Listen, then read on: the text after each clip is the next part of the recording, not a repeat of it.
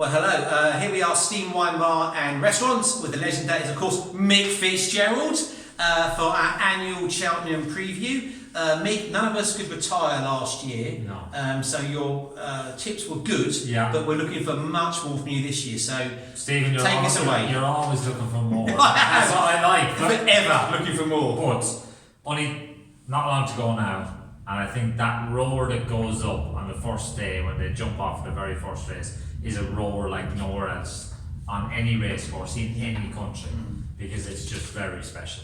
And I think the opening race, hard to believe there's not a Willie Mullins hot pot. Normally he's got the favourite in the opening race. Yeah. Not the case this year. Right. The favourite is a horse who's already won the Betfair hurdle, so he's very solid. Al Dancer, lots of people got fancy prices about him. He's probably short enough now at 5-2, but I think he's probably the one they've all got to beat. I've actually backed Fakir Dudari, a horse of Joseph O'Brien trains. He gets £8 allowance, being a 4-year-old running against the older horses.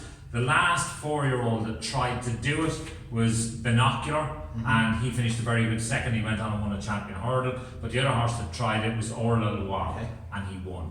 So 4-year-olds that run in this race have a good record. So I'm going for him.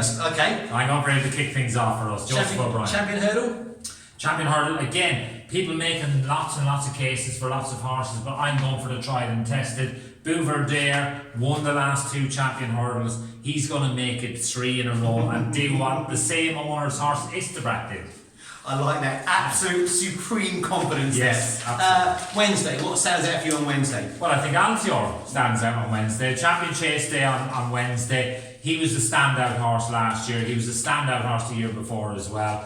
He's going for 4th in a row, Yep. 4th year in a row to win at the Cheltenham Festival for Altior. He's trying to break the record for the most consecutive wins over jumps as well, which is held at the moment by Big Bucks. Yeah. He's 2 off that at the minute, so he'll get 1 step closer to it if he wins the Champion Chase.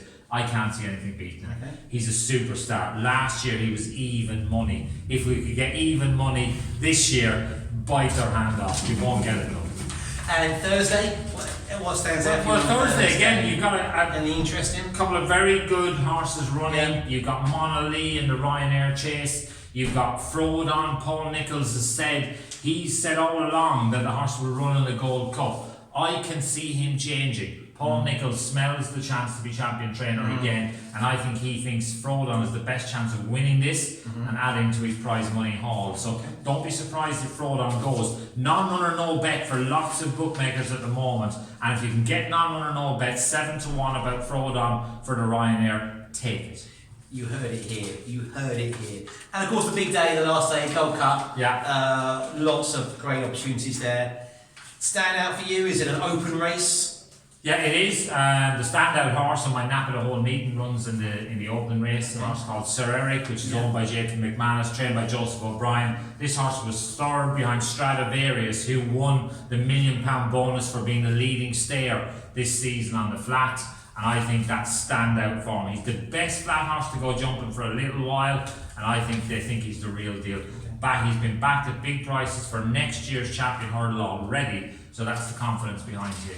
And of course, the Gold Cup. Yeah, there is The one we came Yeah, for. the Gold Cup is the biggest race of them all, of the whole meeting. Presenting Percy has had the most unorthodox preparation you will have ever seen. I think the last horse to do what he's trying to do was a horse back in the 1930s. So that gives you an idea of how the odds are stacked against him. But he's a very good horse. He's trained by a little bit of a mad genius in Pat Kelly. We love mad geniuses. Yeah, we do. don't we? And I think his form is standout. I really do. And I think he'll win. Do you think Mullins, though, he's got 4 runners in this? Do you know Willie Mullins finished the winner? second 7 times in the Gold Cup? It's about time he broke the hoodoo. He's got 2 very strong chances. Chemboy, which can be backed at big prices, and Bell's Hill, who's a really solid stayer. And he's the one that I'd recommend you back each way. He's quite a big price, Bell's Hill, but he will stay. It won't matter what the ground is. And I think he's the one that Ruby Walsh might ride. If Ruby Walsh rides him, his price will tumble. So you sent your nap we could set Eric in the Triumph Hurdle. What about your last kind of £5, Mick? Come on, give us an outsider for really good odds. What would you say? Do you know what? I really think Bell's Hill as an each way bet in the Gold Cup is a really good one. I know some of these form people say it doesn't stack up, but he's a stayer. You need a stayer for the Gold Cup, and I think he's on a little bit of an upward curve. So I think for that reason, you've got to respect him.